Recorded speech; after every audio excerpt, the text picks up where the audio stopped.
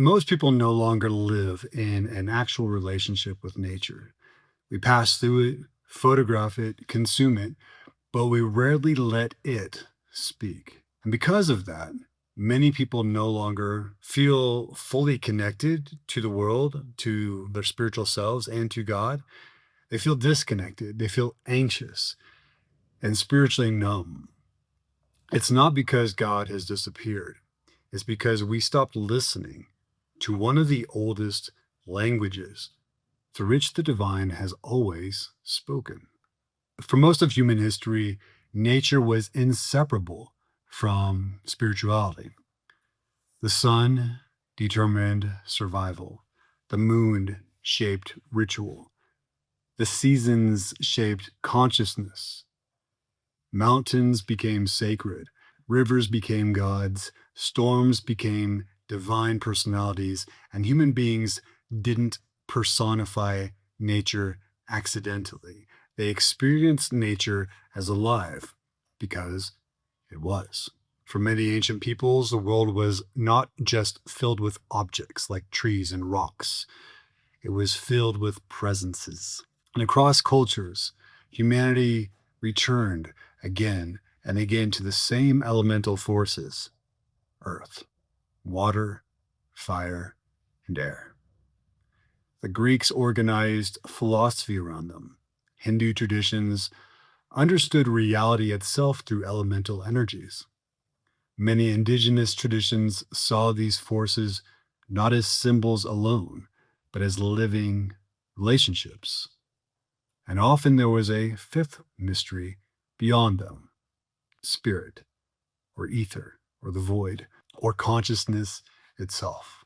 The world was not experienced as dead matter.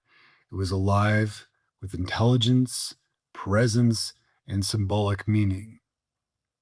It often communicated to us.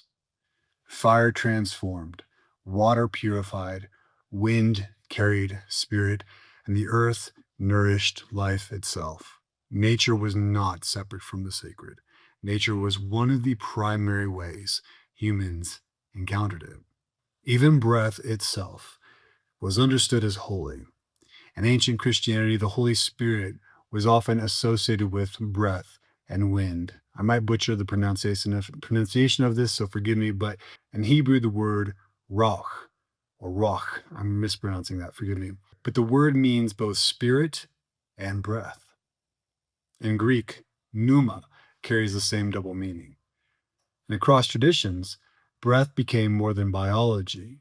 It became the bridge between body and spirit, inviting something invisible, yet alive, something entering and leaving us constantly. In some traditions, certain plants were sacred teachers, and we're seeing such a huge reemergence of this in our cultures. Shamans, mystics, and spiritual healers entered altered states through roots, vines, mushrooms, smoke, and medicines carried from the earth itself.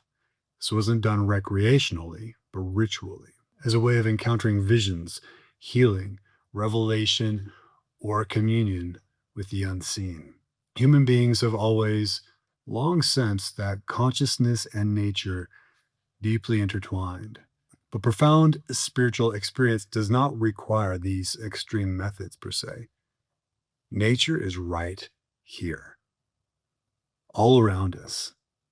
If we can just pause from destroying it and unconsciously disconnecting from it. Silence can open us. Breath can open us. Stillness can open us and teach us. Even sitting alone beneath the night sky long enough can begin to change the structure of our attention. The desert appears always in many spiritual stories, like Jesus fasting for 40 days and nights before he started his earthly ministry. Or in a Lakota tradition, I'm going to put the word here so I don't mispronounce it.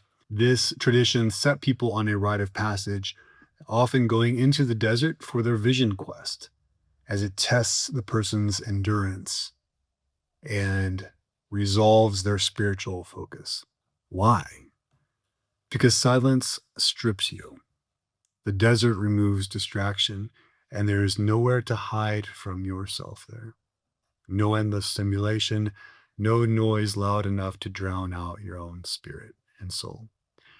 Again and again, prophets, mystics, monks, and seekers entered into the wilderness not to escape life, but to hear more clearly. For example, the prophet Hosea, I will draw her into the wilderness and speak tenderly to her. The wilderness has always been a place of revelation, a place where identity dissolves and something deeper begins to emerge. The ocean, birds, songs, forests are rich with myths. The stars gave birth to cosmology. Nature has always called art out of humanity. And some of humanity's earliest surviving art is painted inside of caves. Animals, symbols, handprints pressed against stone. It's as if our ancestors were trying to leave evidence, not merely of their existence and survival, but of awe. The Norse looked into the freezing dark of the northern world and imagined Yggdrasil, the great cosmic tree connecting realms of gods, men, ancestors, and the dead.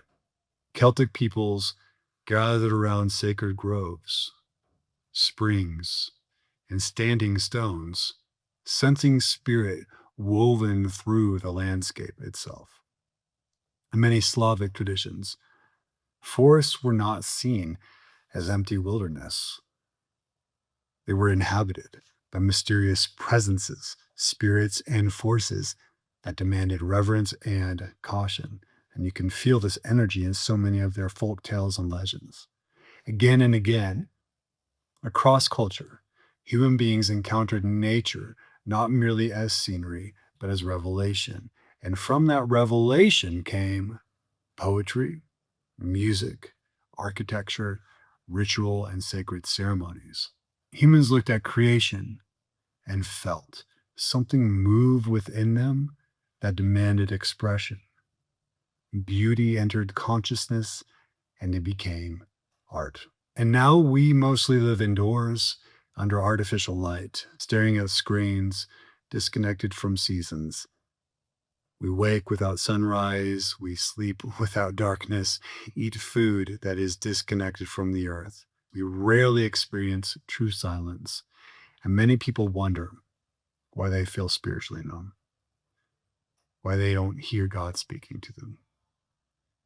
The body no longer remembers its relationship to creation.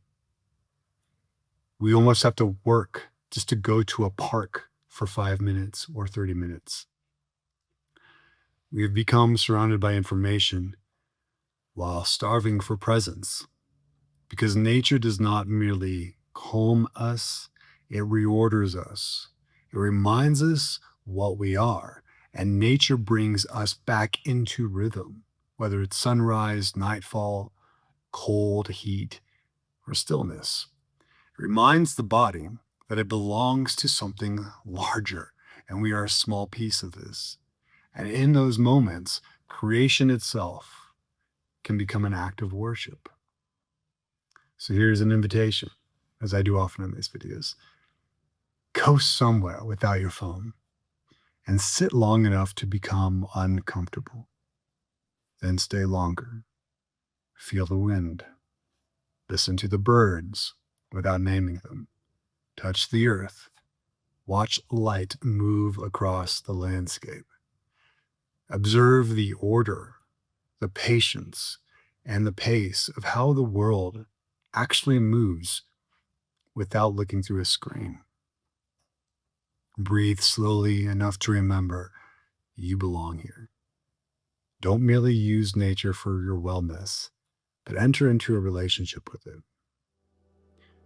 Nature is not merely scenery. It is one of humanity's oldest spiritual teachers, and perhaps one of the last places modern people can still encounter mystery directly. Not through their ideology and not through endless information, but through presence. Listen, watch, walk slowly, and let the world speak again. Nature is not separate from the divine. It is one of the ways the divine continues to reveal itself. If you like this message or you have your own comments or experiences, I'd love for you to share your thoughts in the comments section below. And I'd really appreciate it if you would go ahead and subscribe to the channel. It really helps a lot. This is a series that I'm doing. Basically, I'm calling it the Experiencing God series. And so if you haven't watched the other videos, go ahead and check out the playlist. And thank you for watching. Remember that the void is not an emptiness to be feared, but a space of infinite possibility waiting to be explored.